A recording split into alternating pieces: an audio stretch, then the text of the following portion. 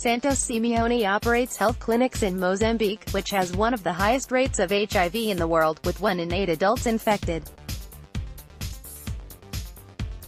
Its poverty rate is about 45%. The illiteracy rate is 47% in the sub-Saharan nation, which emerged from Portuguese colonial rule in the 1970s and then fell into a protracted civil war that only ended in 1992.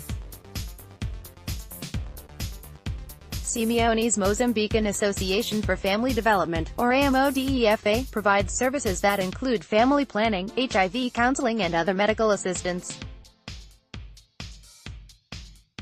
"If it wasn't for AMODEFA's visits, I wouldn't be here," an HIV-positive mother told The Guardian last year. Simeone was recently in Washington, D.C., but it was not to receive an award for his public health work.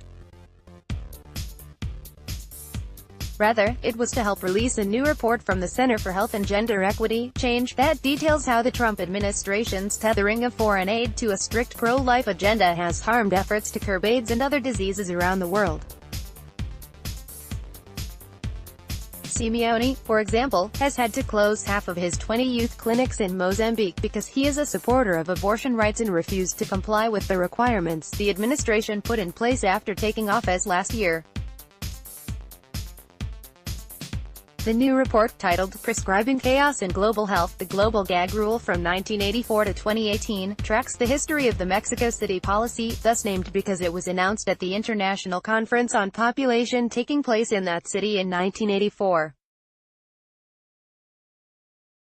At that conference, Chief Delegate James L. Buckley announced that the U.S.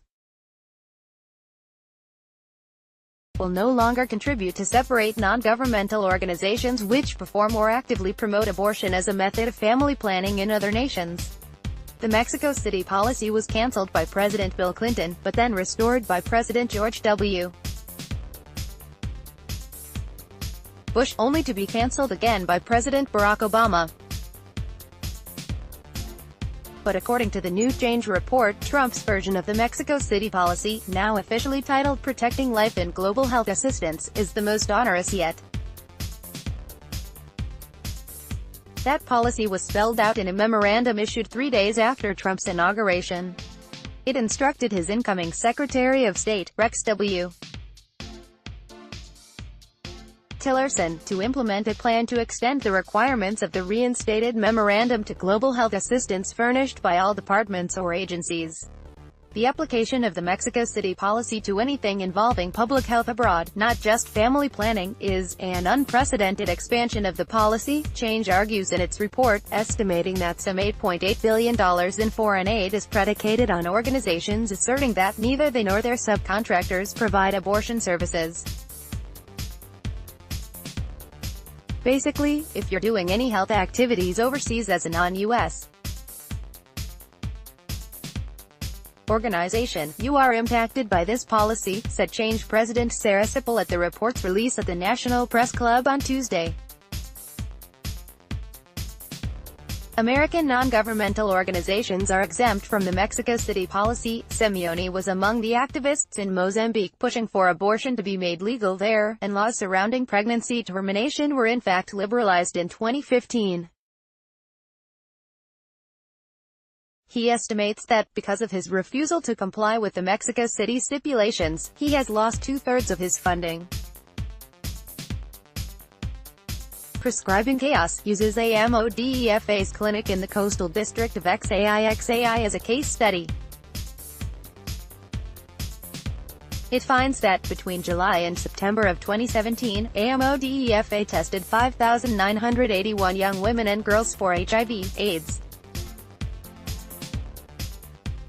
Then, after it refused to comply with the Mexico City policy and lost its funding, it was only able to test 671 in the final 3 months of the calendar year.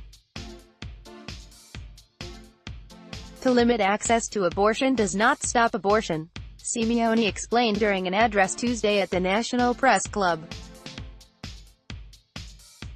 In fact, research findings published in 2011 by Kelly M. Jones of the International Food Policy Research Institute found the opposite. focusing on the West African nation of Ghana during the George W.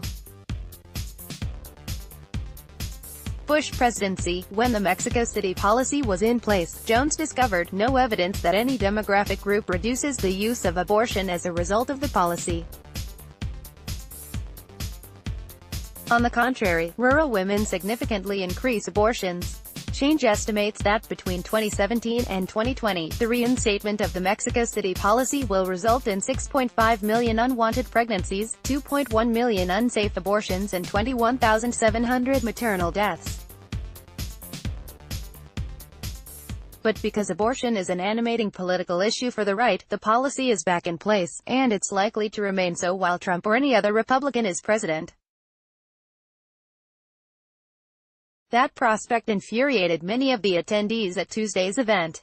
Among those present was Adina Masiyiwa, who runs the Women's Action Group in Zimbabwe.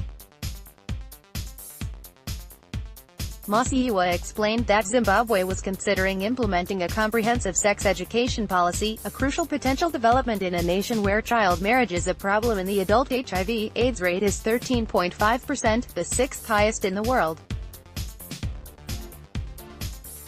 But Zimbabwe, which is subject to the Mexico City policy, would be prevented from including abortion in the curriculum.